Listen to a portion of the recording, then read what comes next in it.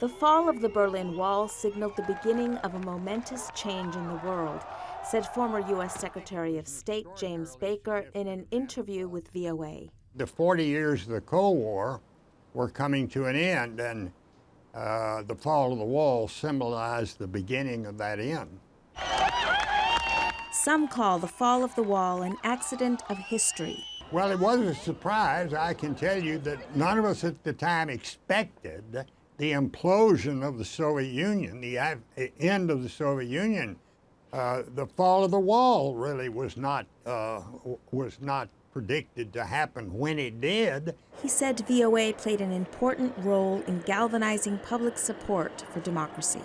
We knew there were demonstrations for freedom occurring all across the Warsaw Pact countries, in large part, I might add, because of the actions and efforts of the Voice of America, and the fact that we were getting our message across and into those countries. But the last 30 years did not turn out the way Secretary Baker and key players of that time, President George H.W. Bush, Soviet leader Mikhail Gorbachev, Germany's Helmut Kohl, among others, may have hoped. According to Baker, the post-Cold War democratic order is under threat.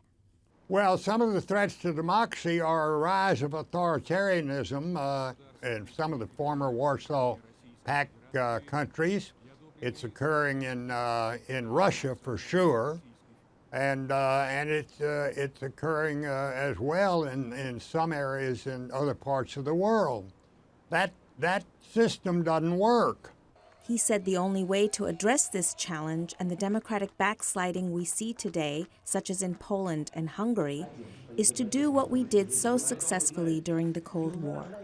And that is be resolute in our support of freedom, democracy, and free markets.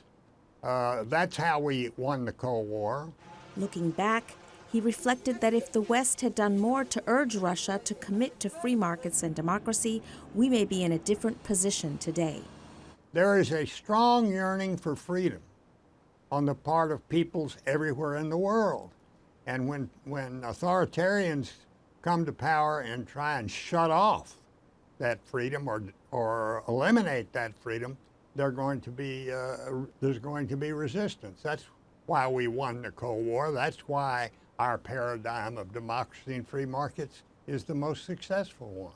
Baker said we must be steadfast in our resolve that our principles and values are the principles and values that free people around the world seek to maintain and subscribe to. We are, quite frankly, in my view, in another Cold War. Almost every bit as cold as the one before. According to Secretary Baker, the only way to win it is the way we won the first one. Vivian Chakarian, VOA News, Washington.